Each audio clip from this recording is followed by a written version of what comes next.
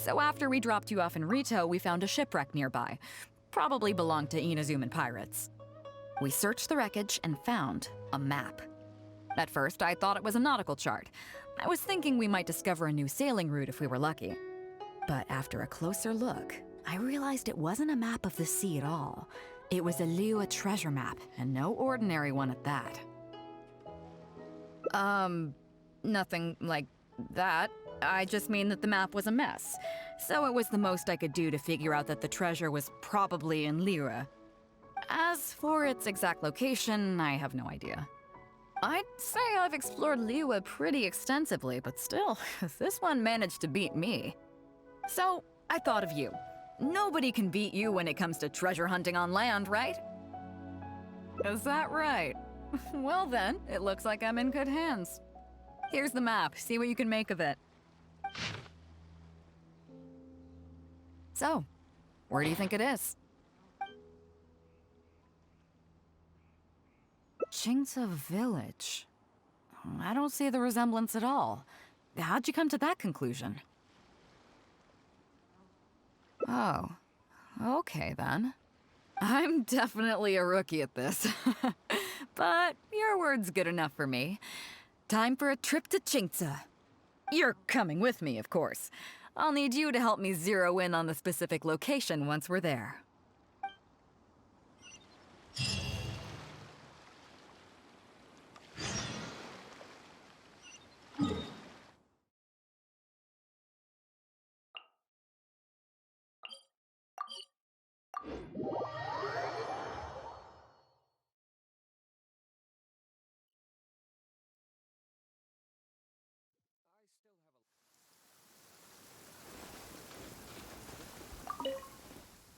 Ah, Beidou!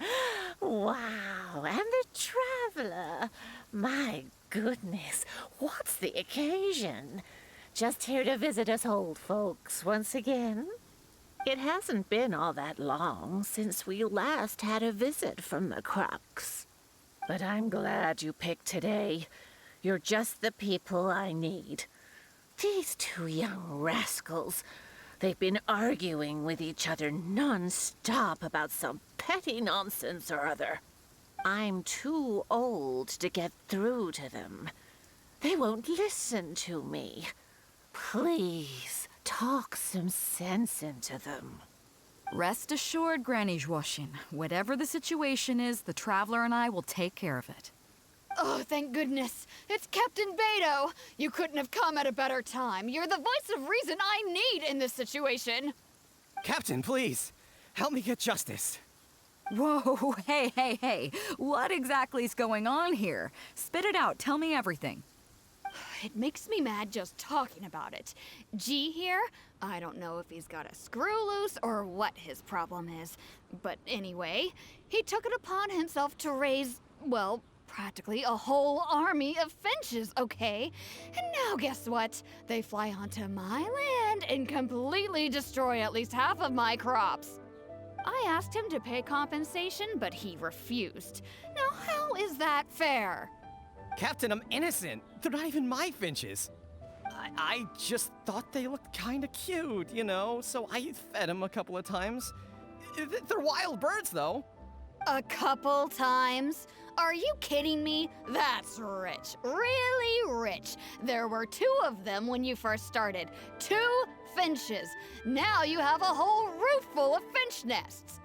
I swear, every time I come by your place, I think I'm at a bird market. I'm telling you, you are not gonna get away with this anymore.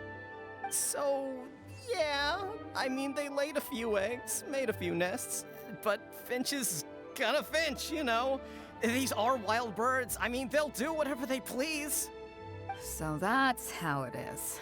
I think I got the picture. What's your take?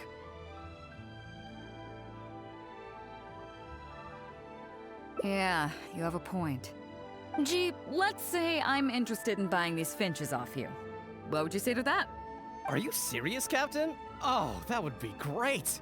Honestly, with all this trouble they've been causing me lately, they've become a bit of a burden. So if you're happy to take them off my hands, that would be perfect. All right, deal. My only condition is, you have to use some of the money to compensate Wenjing for her losses. Oh, come on. But I never raised them, did I? Well, you tell me. You took my deal, that means you admitted to being the owner, doesn't it? Otherwise, what gives you the right to sell them to me? Captain Beidou's right. If you didn't raise them, what makes you think you can go taking her money for them, huh? Well... Don't worry, my offer includes plenty left over for you after deducting the compensation.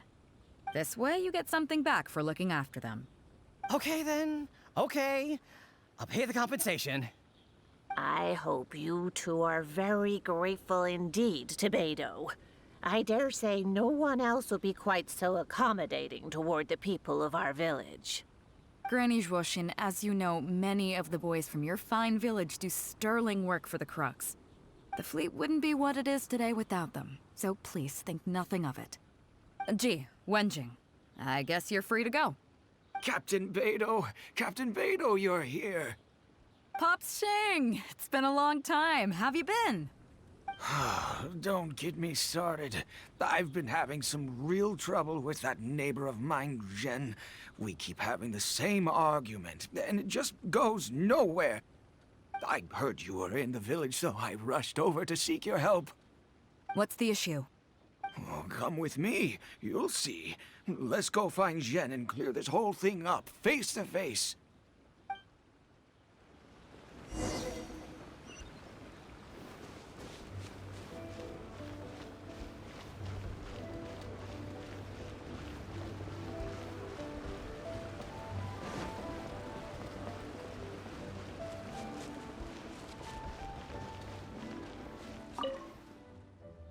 Captain Beidou, you're here.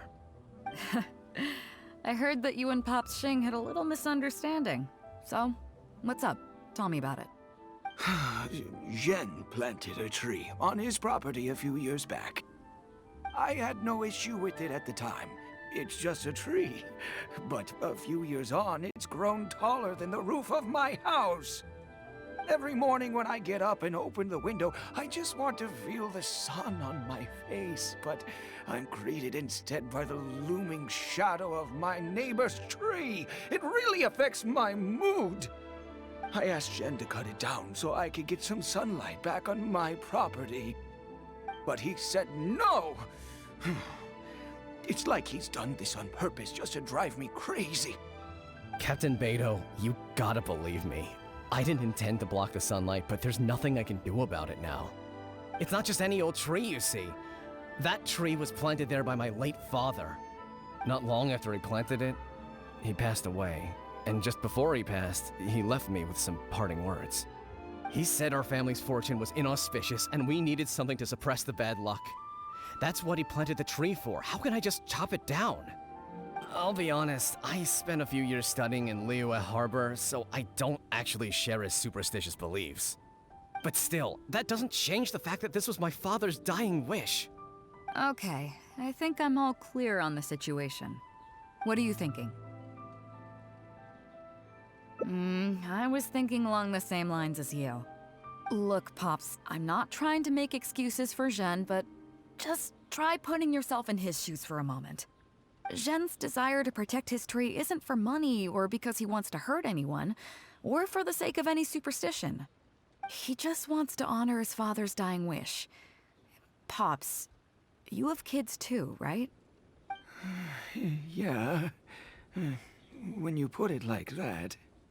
Pops, if you can agree to it, I'll have a word with Granny Zhuoshin and see about getting you some money from the relief fund as compensation for having your sunlight blocked. As for the tree... That sounds good to me. Whatever you think, Captain Beidou. The tree can stay. Some compensation would make me feel much better about the whole thing. Thank you, Captain Beidou. And thank you for understanding Pops Shing. I'll make sure to trim it back when I get home to let some more light through. It'll be such a relief not to have to worry about this anymore.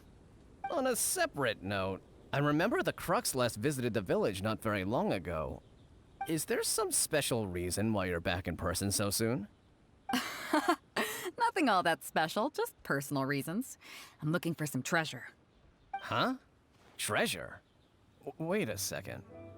That reminds me, I saw Chongping and Defu arguing in the fields earlier. It sounded like they were both trying to lay claim to some treasure. I don't know if it's related to the one you're looking for, but anyway, they're probably still there now. Really? Okay, well, you and Pop Shing can go about your business now. I'll go see what the situation is.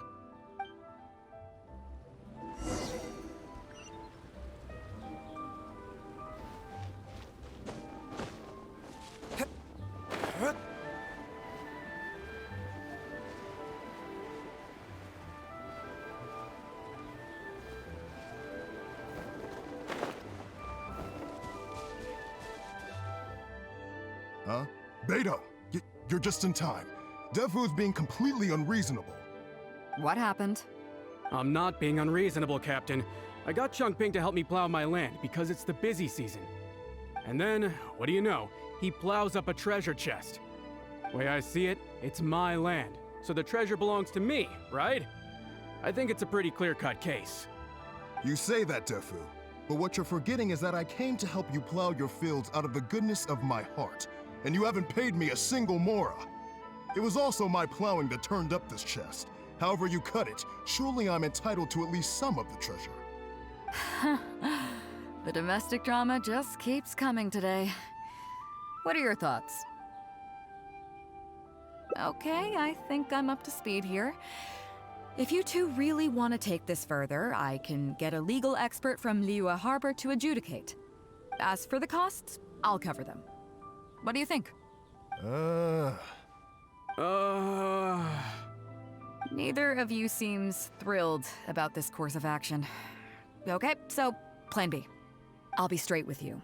The reason I came here today was to look for some treasure. Chances are it's hiding right there in the chest you're both fighting over. So, how about you two stop fighting over it and do me a favor by handing it to me? Of course, I'll be indebted to both of you. If either of you ever needs anything in the future, the Crux will not hesitate to lend you our support. Captain, you're far too kind, really. Indebted? That won't be necessary. If you want this chest, you go ahead and take it. Yep, totally agree. If only I'd known you were looking for this chest. You should have said something. I would have delivered it to you personally to save you the trip. It seems like it's been quite a busy day for you, helping us settle all our little quarrels. Come on, let's go to the village. I'll rally the masses. We'll get some good food and good drink and have a good old get-together. Don't worry about the chest. I'll carry it over.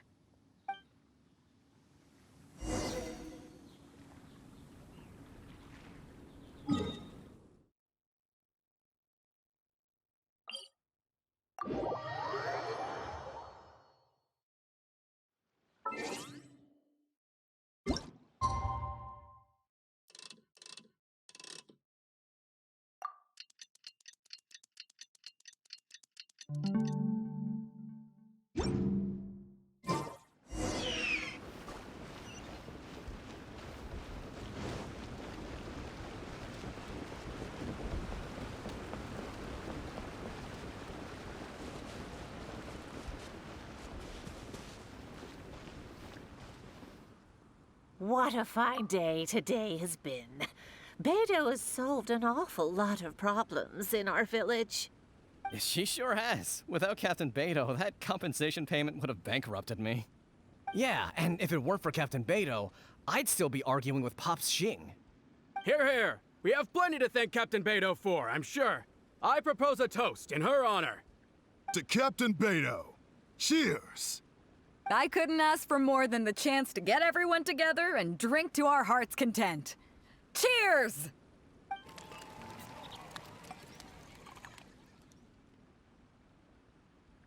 Phew, that really hit the spot. Want to get some air? The view in this place is pretty good. We can take a look through the contents of that chest while we're at it. Chongping placed it by the water wheel. Are you kidding? Beidou can handle her liquor. Come on, let's go.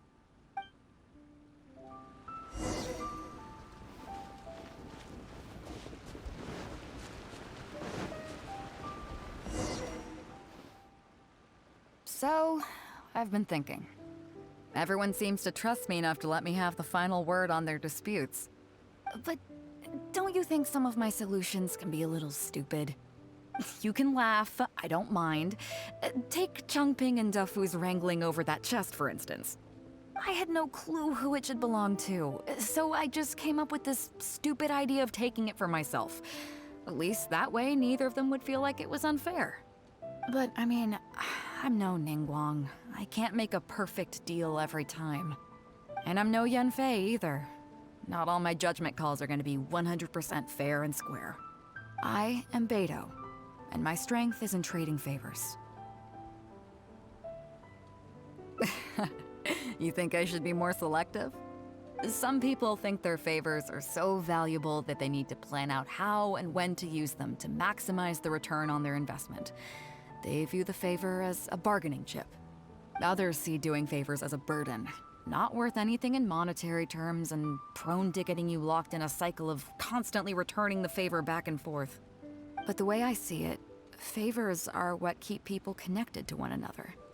Over thousands of years, the people of Liyue have created bonds between each other by doing someone a favor here and asking for a favor there. This means that no individual is truly on their own out there. When someone falls down, there's an invisible net made of human connections, waiting to catch them and get them back on their feet. Over the years, I've come to owe favors to a great many people, and many other people have come to owe me one.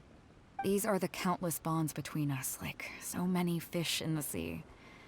And they're the reason that the Crux and I have survived the countless hardships we faced.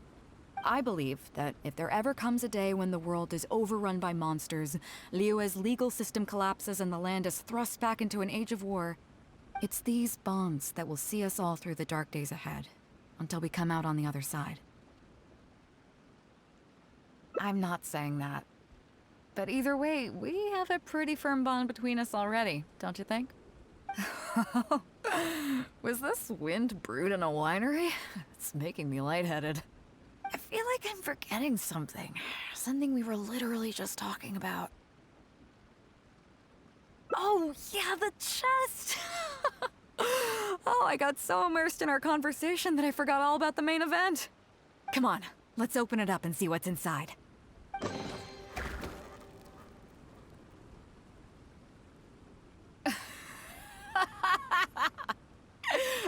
Oh, that's it? A whole lot of nothing?